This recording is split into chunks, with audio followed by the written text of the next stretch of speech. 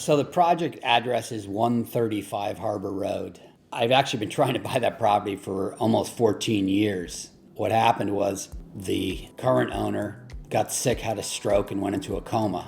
She was living in Florida. She had never moved in the house, and she didn't have a will. So it ended up going into probate court. What had happened is the cleaning lady, she had a part-time cleaning lady that was able to get a power of attorney on all her properties, and she was very wealthy. She had about $50 million worth of real estate, and I knew something was up, and she kept calling me, trying to get me to buy it for cash. How fast could I close? And so I made a call to the Florida state attorney and kind of started a fraud file. And I did mention that I had been the next door neighbor, wanted to buy this property, and could they put a note in the file that the owner, who was in a coma, had said to me that she hoped I got the house. She didn't feel like losing money on it because she had overpaid on it, but maybe when her time had come that I would be the buyer. So they put that in the file, and about a year later, I got a call from the probate court, and that started the deal for me. So we finally agreed on a price of 1.6 million to buy it, and then after they had an appraisal done, they thought that was too low, so the appraisal came in at like 1.8, so they bumped me up to 1.8 million, and that's where I ended up buying the property. Unfortunately, the cleaning lady did get half of the woman's estate. I'm positive it was a fraudulent transaction, but there's nothing I could do about it, and that's how I ended up getting the property. But already I've hit some expenses. We had an asbestos issue that cost me about $15,000. We had to do a pile foundation that's running me probably another $40,000 to $45,000 when you include the pile and the extra concrete work. And then also I did not make it through planning and zoning the first time, so I had to redesign the house. Good evening. For the record, my name is Dan Conlon. I'm an architect with offices in Wilton, Connecticut. With me tonight is the owner of the property, Joe DeJesus. Our building will meet the definition of a two-story structure, so we are decreasing the nonconformity as to height in stories. I'll take your questions. Okay, thanks, Dan.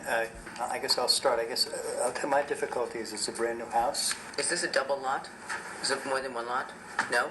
Part of our hardship with the configuration and size of this lot is that if we were to be conforming as to the front yard setback, we would have an unmanageably narrow house. What's the hardship for a swimming pool? Yeah, lovely design, a little massive, and the big issue is really the setback. And it's a new house. Right. So we have a motion to deny. Is there a second? Okay. Second. Bernie will second. You can't always get what you want. You can't always get what you want. We redesigned the entire house. We started from scratch. I made it about 1,500 square feet smaller. I made it conform to the front setback. That also cost about $50,000 to do all that work. Then I had to refile, repay the application fees, and fortunately we were approved in the September meeting. This project was the subject of a previous application of this board, which was denied. Our proposal includes very significant decreases in the nonconformity of this property. By moving our building back from the street and complying with the setbacks, we were also able to solve the driveway grade problem because we had a lot more horizontal distance to make up essentially the same vertical run. We are conforming in all other respects with the regulations. And with that, I'll take your questions. It still appears to be quite a massive structure when you look at the elevations, but knowing that you're within the allowables, again, I think you've shown some restraint. Okay, I'll make a motion to approve the application for 135 Harbor Road. Yep, you got it. Is there a second? Second. I'm a second. I'm going to call for the vote. All those in favor? Duh.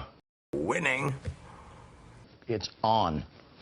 But if you try sometimes, you might find you get what you need.